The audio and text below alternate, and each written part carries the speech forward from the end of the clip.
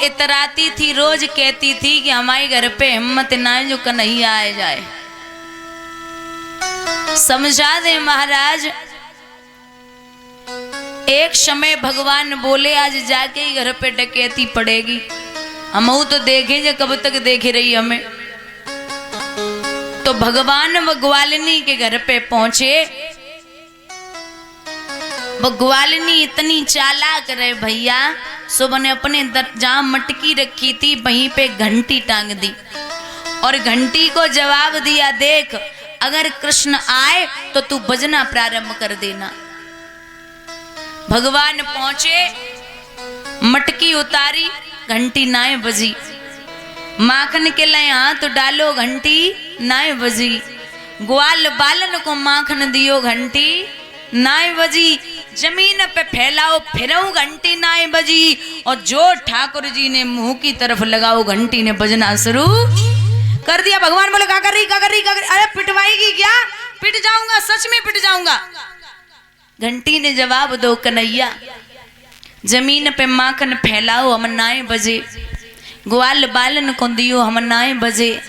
मटकी उतार ली, हम नाय बजे। लेकिन संतों से और विद्वानों से पूछो, जब ठाकुर भोग लगाता है तो घंटी को बजना पड़ता है। मैं अपना धर्म निभा रही हूं और आप अपना कर्म करते जाइए। तो भगवान बोले बात तो सही है। आगे बढ़ के ग्वालिनी ने महाराज झपट के कन्हैया की कलाई पकड़ ली। कहते हैं कलाई पकड़ी तो भगवान बोले क्या कर रही हो? हम तो ऐसे देखे को आए थे कि तो माखन तुम्हारे घर पे रखो है, हम वैसे ना खाते बहुत दिन से, तबीयत ठीक ना चल रही, सो छुअत ना है। हाँ ग्वालिनी बोली, पेट में ही बातें सीख के आए हो, हमें क्या सिखाओगे तुम? चुप हो जाओ, सीधे खम्बे से खड़े हो जाओ। एक खम्बे से खड़ा कर लिया। ग्वालिनी ने महाराज पहले ही भगवान से कहा था कि किसी दिन मेरे घर आना, तुम रोज इधर उधर पागल बना के निकल जाते हो। तो भगवान बोले क्या करेगी? बोले ऐसो बांधूंगी जो जिंदगी में ना खोल पावेगी। ग्वाली बोली ऐसे बांधूंगी जो कभी भी नहीं खुल सकते हो। बोले बांधना आता है? बोले हाँ आता है। तो बांध लिए। बोले तुम्हारे दादे परदादे थे जय काम हुए का बांध, वो तुम्हें आते हुए? भगवान बोले हाँ हमें आते हुए। ठीक, बांधो। जैसे ही बांधो है महाराज, वो तो काम काज में लग गई।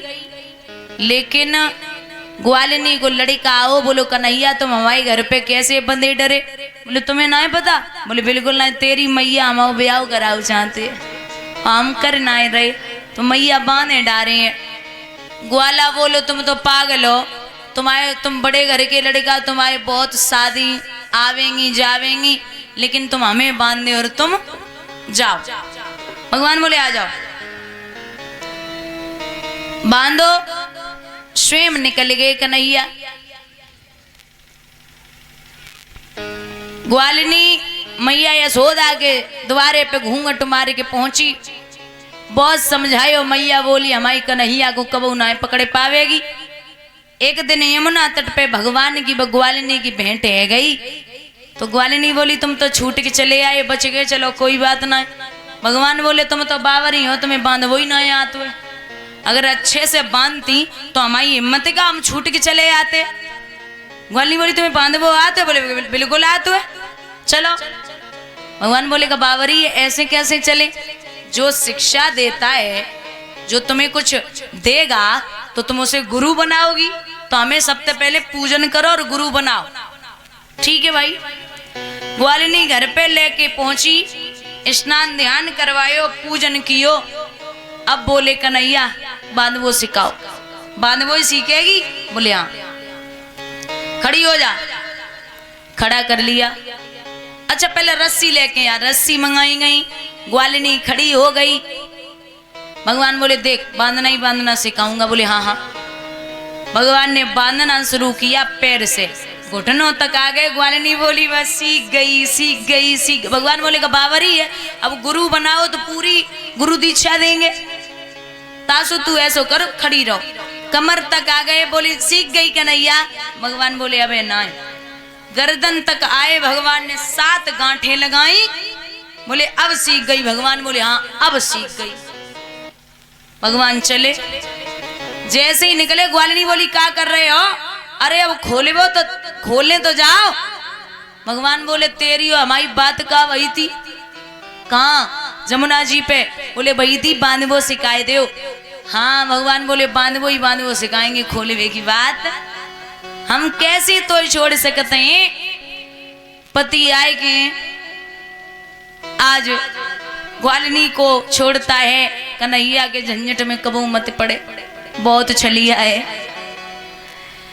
तो ऐसे उपद्रव थे मोहन के। कहते हैं भैया एक दिन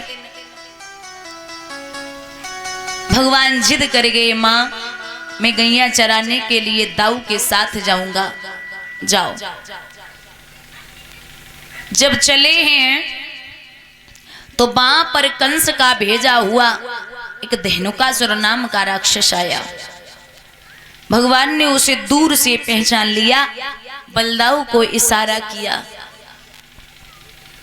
बलदाऊ ने पूछ पकड़ी, नाथे भगवान ने पकड़ी, 100 योजन हवा में घुमाया, जमीन पे मार दिया, गोविंदा नमो नमः हो गई। भगवान आगे बढ़े तो क्या देखते हैं, कंस का भेजा हुआ एक बकासुर नाम का दैत्य आया। ऐसी चोंच फैलाई, कन्हैया को मुंह में दावने लगा। भगवान ने दोनों जो मुख था उसे बीच से चीर करके फाड़ दिया। और जब फाड़ा है, सभी ग्वाल वालों से कहा कि कल अपने अपने घर से भोजन लेके आना, मैं बताऊंगा किसकी मैया कैसा भोजन बनाती है। सभी ग्वाल वाल भोजन लेके गए, लेकिन महाराज एक मधु नाम का सखा भोजन लेके नहीं गया। वो घर से कुछ दीन था, इसलिए छाछ लेके गया है, मठा।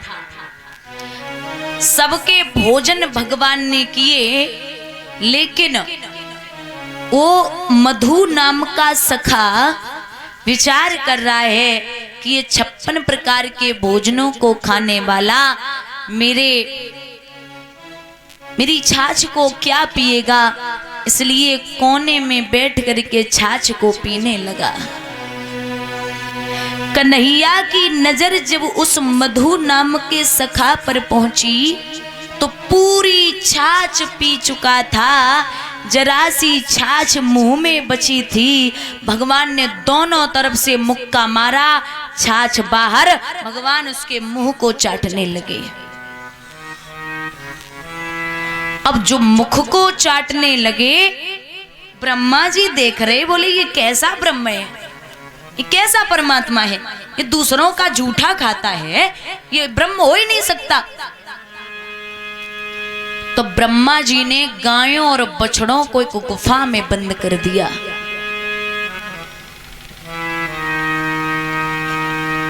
कृष्ण गायों और बछड़ों को लेने के लिए पहुंचे तो ध्यान धर के देखा, बोले बारे ब्रह्मा जी कोई मिलो ही ना, सो हमसे ही खेल